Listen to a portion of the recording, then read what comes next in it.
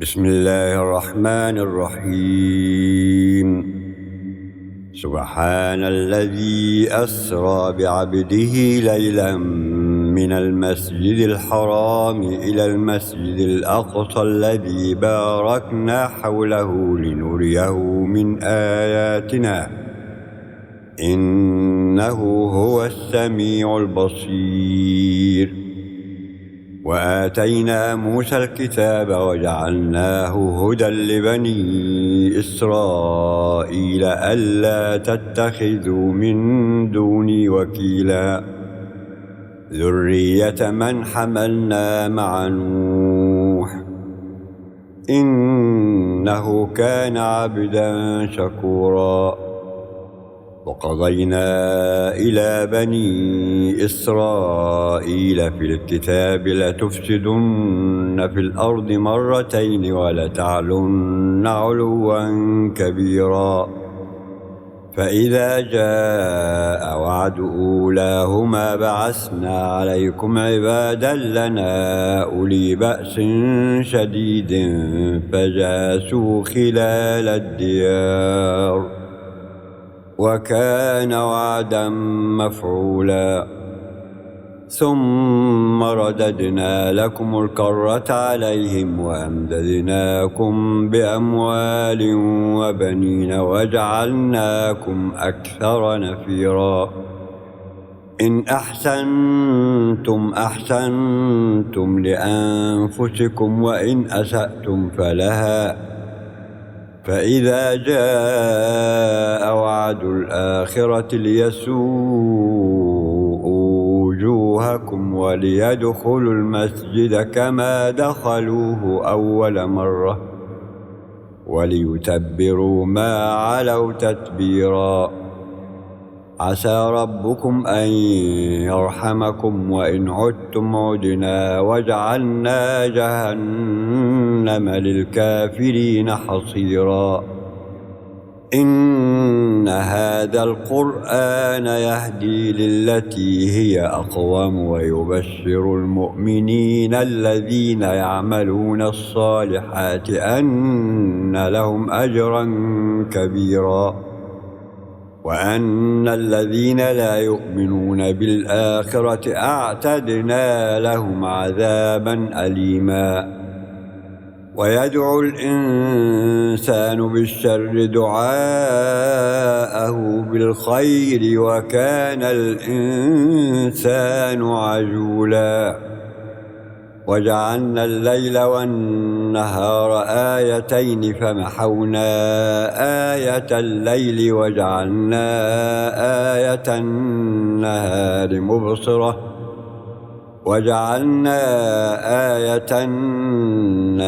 مبصرة لتبتغوا فضلا من ربكم ولتعلموا عدد السنين والحساب وكل شيء فصلناه تفصيلا. وكل إنسان ألزمناه طائره في عنقه ونخرج له يوم القيامة كتابا يلقاه منشورا. اقرأ كتابك كفى بنفسك اليوم عليك حسيبا. من اهتدى فإنما يهتدي لنفسه ومن ضل فإنما يضل عليها ولا تزر وازرة وزر أخرى وما كنا معذبين حتى نبعث رسولا. وإذا أردنا أن نهلك قرية أمرنا متر فيها ففسقوا فيها فحق عليها القول فدمرناها تدميرا.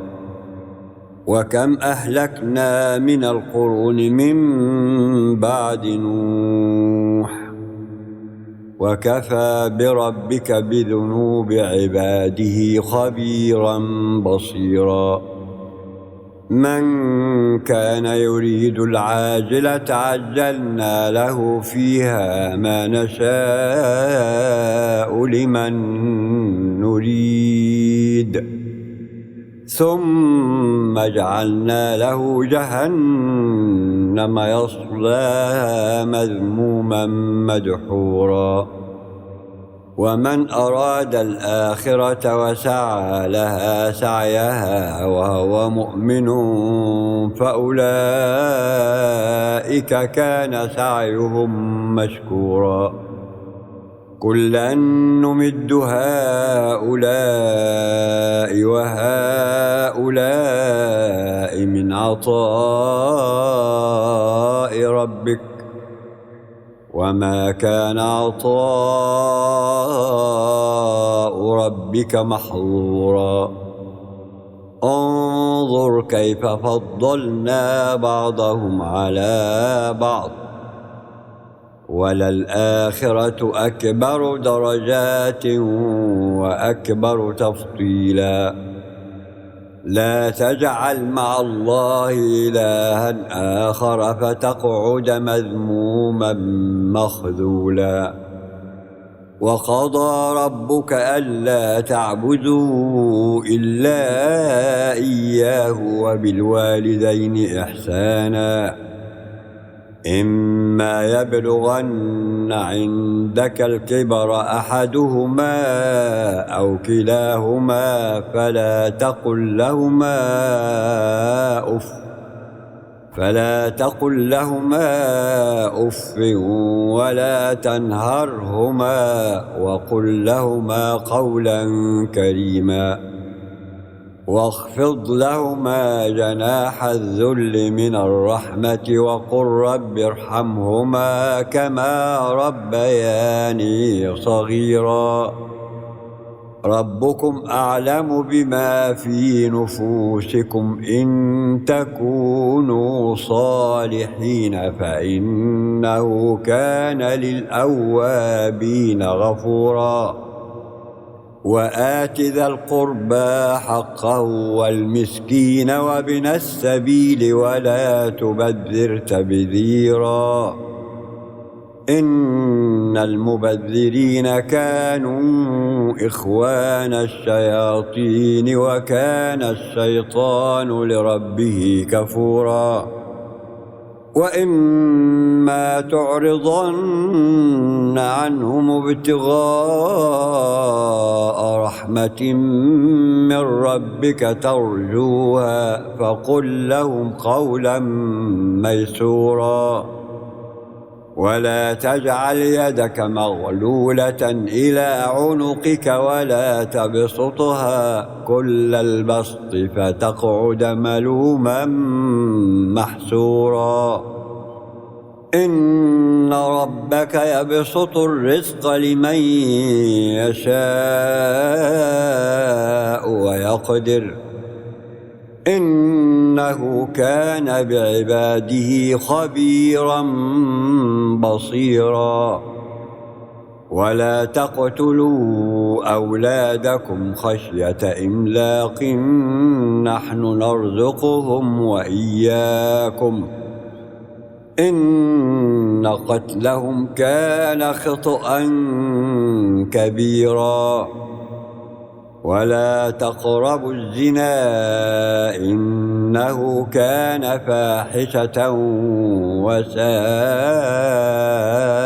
سبيلا ولا تقتلوا النفس التي حرم الله إلا بالحق ومن قتل مظلوما فقد جعلنا لوليه سلطانا فلا يسرف في القتل إنه كان منصورا ولا تقربوا مال اليتيم إلا بالتي هي أحسن حتى يبلغ أشده وأوفوا بالعهد إن العهد كان مسؤولا وأوفوا الكيل إذا كلتم وزنوا بالقسطاس المستقيم ذلك خير وأحسن تأويلا ولا تقف ما ليس لك به علم إن السمع والبصر والفؤاد كل أولئك كان عنه مسؤولا ولا تمش في الأرض مرحا إنك لن تخرق الأرض ولن تبلغ الجبال طولا كل ذلك كان سيئه عند ربك مكروها ذلك مما أوحى إليك ربك من الحكمة ولا تجعل مع الله إلها آخر فتلقى في جهنم ملوما مدحورا أفأصفاكم ربكم بالبنين واتخذ من الملائكة إناثا إنكم لتقولون قولا عظيما ولقد صرفنا في هذا القرآن ليذكروا وما يزيدهم إلا نفورا قل لو كان معه آلهة كما يقولون إذا لابتغوا إلى ذي العرش سبيلا سبحانه وتعالى عما يقولون علوا كبيرا تسبح له السماوات السبع والأرض ومن فيهن وإن من شيء إلا يسبح بحمده ولكن لا تفقهون تسبيحهم إنه كان حليما غفورا وإذا قرأت القرآن جعلنا بينك وبين الذين لا يؤمنون بالآخرة حجابا مستورا وجعلنا على قلوبهم أكنة أن يفقهوه وفي آذانهم وقرا وإذا ذكرت ربك في القرآن وحده ولوا على أدبارهم نفورا نحن أعلم بما يستمعون به إذ يستمعون إليك وإذ هم نجوى إذ يقول الظالمون إن تتبعون إلا رجلا مسحورا انظر كيف ضربوا لك الأمثال فضلوا فلا يستطيعون سبيلا وقالوا أإذا كنا عظاما ورفاتا أإنا لمبعوثون خلقا جديدا قل كونوا حجارة أو حديدا أو خلقا مما يكبر في صدوركم فسيقولون من يعيدنا قل الذي فطركم أول مرة فسينغضون إليك رؤوسهم ويقولون متى هو قل عسى أن يكون قريبا يوم يدعوكم فتستجيبون بحمده وتظنون إن لبثتم إلا قليلا وقل لعبادي يقول التي هي أحسن إن الشيطان ينزغ بينهم إن الشيطان كان للإنسان عدوا مبينا ربكم أعلم بكم إن يشأ يرحمكم أو إن يشأ يعذبكم وما أرسلناك عليهم وكيلا وربك أعلم بمن في السماوات والأرض ولقد فضلنا بعض النبيين على بعض وآتينا داود زبورا قل ادعوا الذين زعمتم من دونه فلا يملكون كشف الضر عنكم ولا تحويلا أولئك الذين يدعون يبتغون إلى ربهم الوسيلة أيهم أقرب ويرجون رحمته ويخافون عذابه إن عذاب ربك كان محذورا وإن من قرية إلا نحن مهلكوها قبل يوم القيامة أو معذبوها عذابا شديدا كان ذلك في الكتاب مسطورا وما منعنا أن نرسل بالآيات إلا أن كذب بها الأولون وآتينا ثمود الناقة مبصرة فظلموا بها وما نرسل بالآيات إلا تخويفا وإذ قلنا لك إن ربك أحاط بالناس وما جعلنا الرؤيا التي أريناك إلا فتنة للناس والشجرة الملعونة في القرآن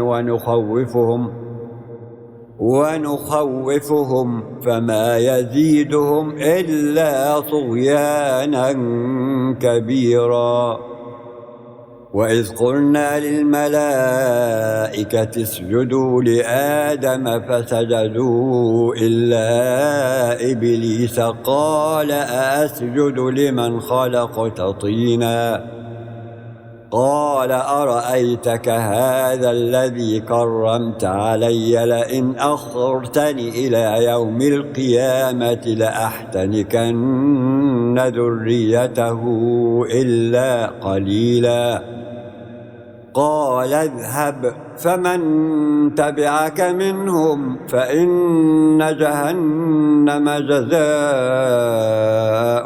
جزاء موفورا واستفزز من استطعت منهم بصوتك وأجلب عليهم بخيلك ورجلك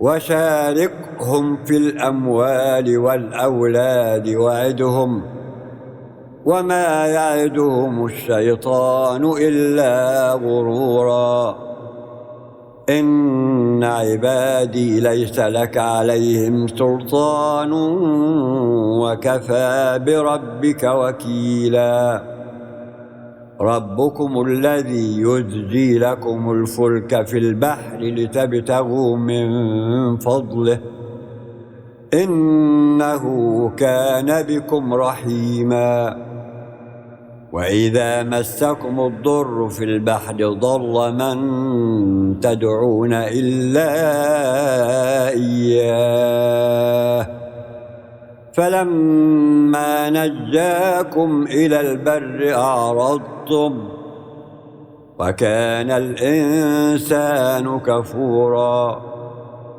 أفأمنتم أن يخسف بكم جانب البر أو يرسل عليكم حاصبا ثم لا تجدوا لكم وكيلا أم أمنتم أن يعيدكم فيه تارة أخرى فيرسل عليكم قاصفا من الريح فيرسل عليكم قاصفا من الريح فيغرقكم بما كفرتم ثم لا تجدوا لكم علينا به تبيعا.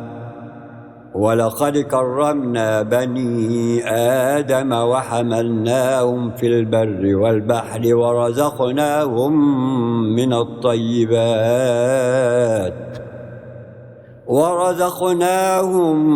الطيبات وفضلناهم على كثير ممن خلقنا تفضيلا. يوم ندعو كل أناس بإمامهم فمن أوتي كتابه بيمينه فأولئك يقرؤون كتابهم ولا يظلمون فتيلا. ومن كان في هذه أعمى فهو في الآخرة أعمى وأضل سبيلا.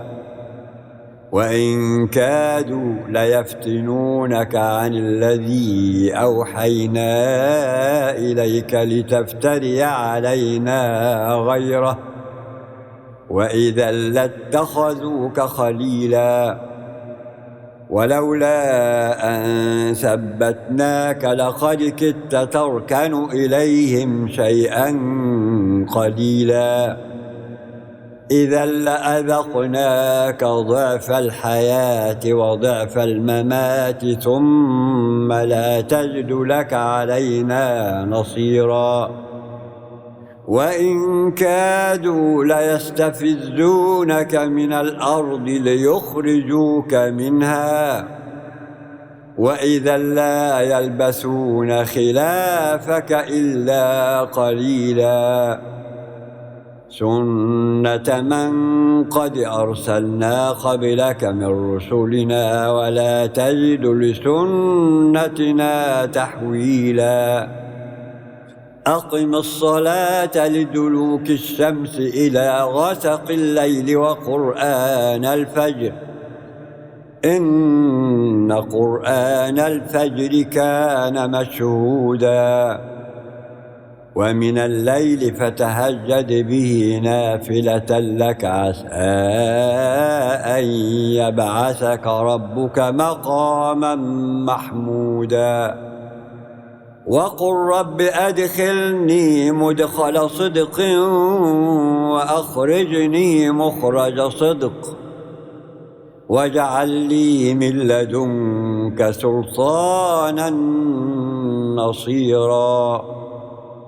وقل جاء الحق وزهق الباطل إن الباطل كان زهوقا. وننزل من القرآن ما هو شفاء ورحمة للمؤمنين ولا يزيد الظالمين إلا خسارا. وإذا أنعمنا على الإنسان أعرض ونأى بجانبه وإذا مسه الشر كان يئوسا. قل كل يعمل على شاكلته فربكم أعلم بمن هو أهدى سبيلا. ويسألونك عن الروح قل الروح من أمر ربي وما أوتيتم من العلم إلا قليلا. ولئن شئنا لنذهبن بالذي أوحينا إليك ثم لا تجد لك به علينا وكيلا. إلا رحمة من ربك إن فضله كان عليك كبيرا. قل لئن اجتمعت الإنس والجن على أن يأتوا بمثل هذا القرآن لا يأتون بمثله لا يأتون بمثله ولو كان بعضهم لبعض ظهيرا. ولقد صرفنا للناس في هذا القرآن من كل مثل فأبى أكثر الناس إلا كفورا. وقالوا لن نؤمن لك حتى تفجر لنا من الأرض ينبوعا أو تكون لك جنة من نخيل وعنب فتفجر الأنهار خلالها تفجيرا أو تسقط السماء كما زعمت علينا كسفا أو تأتي بالله والملائكة قبيلا أو يكون لك بيت من زخرف أو ترقى في السماء ولن نؤمن لرقيك حتى تنزل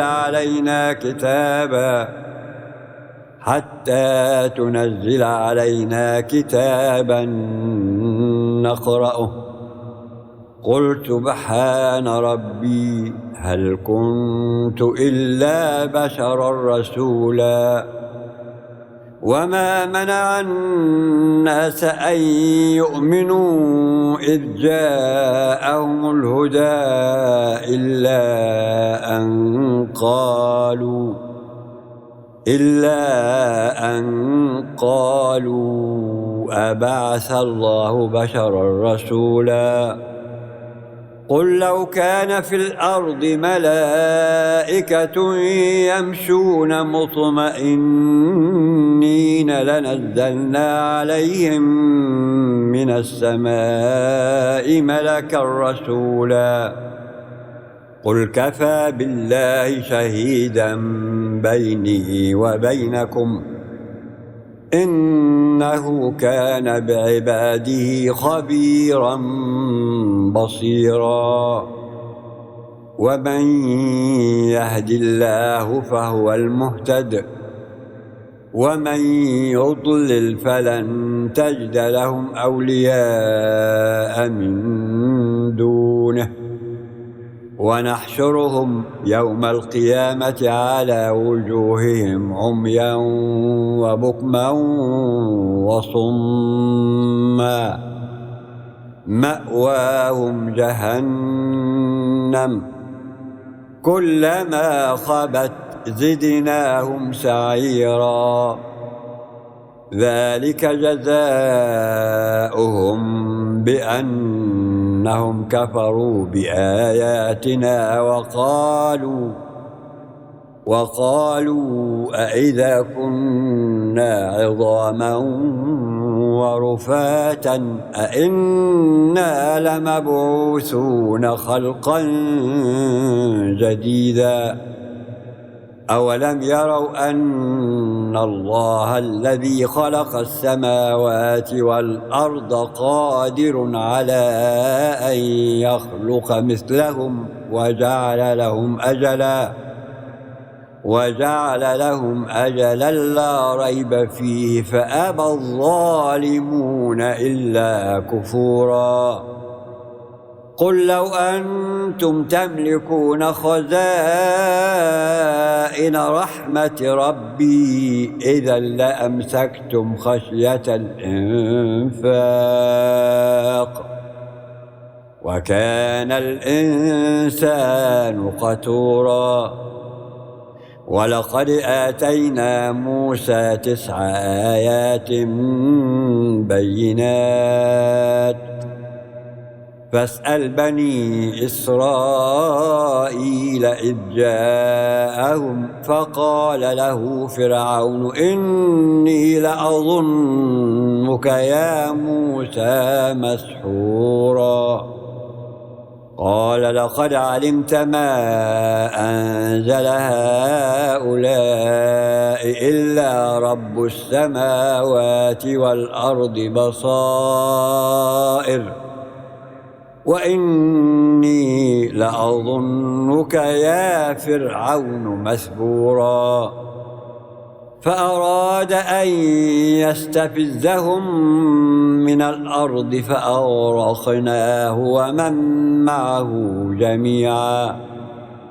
وقلنا من بعده لبني إسرائيل اسكنوا الأرض فإذا جاء وعد الآخرة جئنا بكم لفيفا وبالحق أنزلناه وبالحق نزل وما أرسلناك إلا مبشرا ونذيرا وقرآنا فرقناه لتقرأه على الناس على مكث ونزلناه تنزيلا. قل آمنوا به أو لا تؤمنوا إن الذين أوتوا العلم من قبله إذا يتلى عليهم يخرون للأذقان سجدا ويقولون سبحان ربنا إن كان وعد ربنا لمفعولا ويخرون للأذقان يبكون ويزيدهم خشوعا. قل ادعوا الله أو ادعوا الرحمن أيما تدعوا فله الأسماء الحسنى ولا تجهر بصلاتك ولا تخافت بها وابتغ بين ذلك سبيلا. وقل الحمد لله الذي لم يتخذ ولدا ولم يكن له شريك في الملك ولم